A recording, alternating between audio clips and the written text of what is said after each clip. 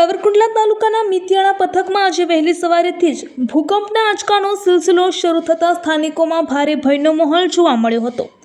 માત્ર 4 કલાકના ટૂંકા ગાળામાં કુલ 7 જેટલા આંચકા અનુભવાયા હતા। આ આંચકાની શરૂઆત વહેલી સવારે 4:15 1.8ની તીવ્રતા સાથે થઈ હતી। ત્યારબાદ તરત જ 4:16 2.3ની તીવ્રતાનો બીજો આંચકો અનુભવાયો હતો।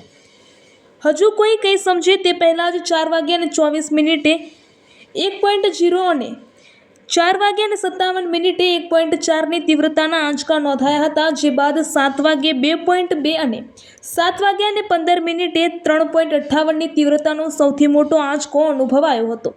અંતે સવારે 7:51 1.5ની તીવ્રતા સાથે આ શ્રેણી વિરામ પામી હતી।